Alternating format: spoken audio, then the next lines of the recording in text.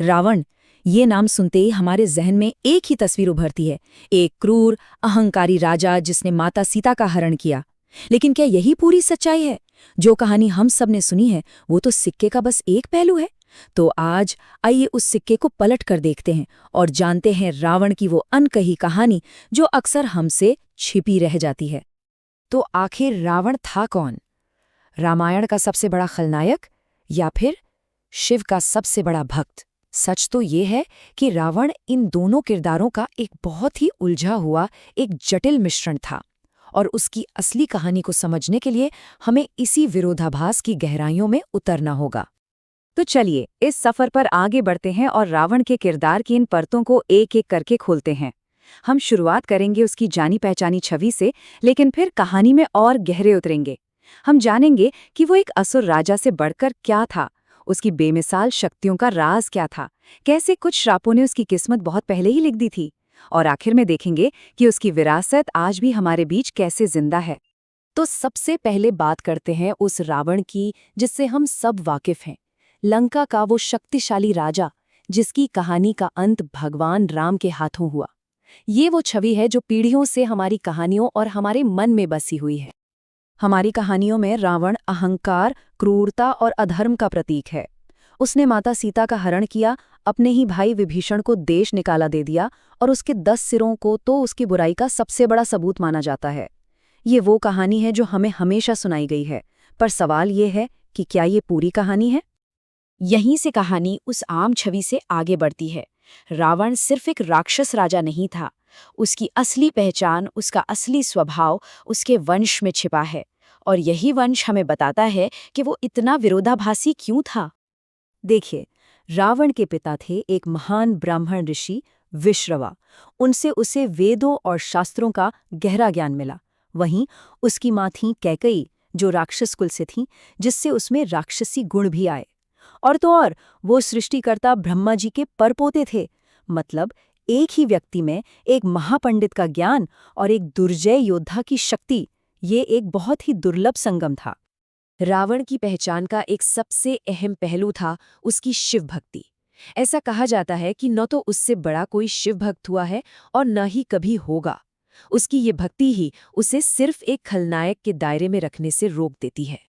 तो सवाल ये उठता है कि रावण इतना शक्तिशाली बना कैसे? उसकी ये अपार शक्ति और ज्ञान उसे विरासत में नहीं मिले थे, बल्कि उसने ये सब कुछ अपनी कठोर तपस्या से कमाया था। रावण ने ब्रह्मा जी को खुश करने के लिए हजारों साल तक तपस्या की, और ये कोई मामूली तपस्या नहीं थी। हर 1000 साल पर वो अपने एक सिर की आहुति देता था। सोचिए, जब वो अपना 10वां और आखिरी सिर चढ़ाने ही वाला था, तब ब्रह्मा जी खुद प्रकट हुए।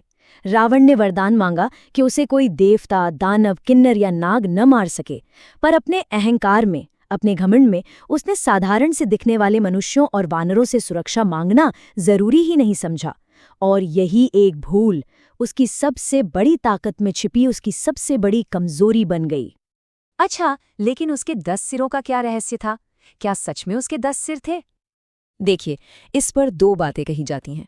पहली तो ये कि उसे 4 वेदों और 6 शास्त्रों का ज्ञान था, मतलब कुल 10, और इसी ज्ञान की वजह से उसे दशानन यानी 10 सिरों वाला कहा जाता था। ये उसके ज्ञान का प्रतीक था। दूसरी कहानी ये कहती है कि उसके पिता ने उसे 9 मणियों वाला एक हार दिया था, जिससे पहनने पर 10 सिर होने का एक भ्रम, एक इल्यूजन पैदा होता था। उसकी शक्ति और भक्ति का सबसे बड़ा सबूत तो तब मिला जब उसने भगवान शिव को लंका ले जाने की जिद में कैलाश पर्वत ही उठा लिया था। जाहिर है, इस बात से शिवजी क्रोधित हो गए। तब उन्हें शांत करने के लिए रावण ने अपनी भक्ति की शक्ति से उसी पल शिव तांडव स्तोत्र रच दिया, एक ऐसा अद्भुत स्तोत्र जिसे आज भी शिव भक्त पूरी श्रद्धा से गाते हैं। अब कहानी के उस हिस्से पर आते हैं जो बताता है कि रावण की किस्मत रामायण की घटनाओं से बहुत पहले ही लिखी जा चुकी थी। पौराणिक कथाओं के मुताबिक रावण का जन्म एक बहुत बड़ी दिव्य योजना का हिस्सा था। असल में वो और उसका भाई कुंभकर्ण वैकुंठ के द्वारपाल जय और विजय थे। एक शाप की वजह से उन्हें धरती पर जन्म लेना पड़ा। उनके पास 2 रास्ते थे, या तो भगवान विष्णु के भक्त बनकर 7 जन्म लें, या फिर उनके दुश्मन बनकर 3। उन्होंने दुश्मन का रास्ता चुना ताकि वो जल्दी वैकुंठ लौट सके। रावण के रूप में उनका जन्म उसी शाप का दूसरा अध्याय था।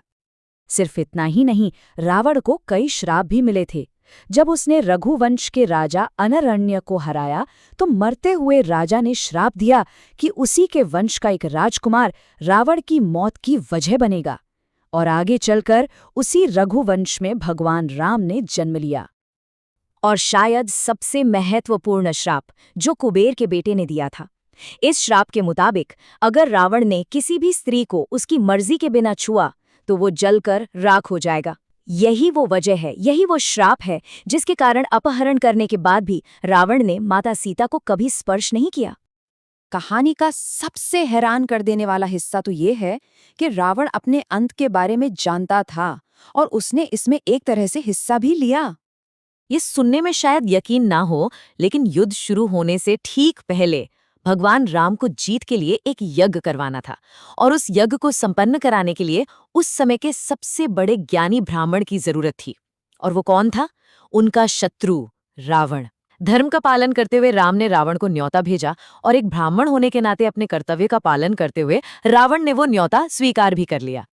यज्ञ पूरा होने के बाद एक पुरोहित के तौर पर रावण ने अपने यजमान यानी भगवान राम को विजयी भव का आशीर्वाद दिया, मतलब विजयी हो।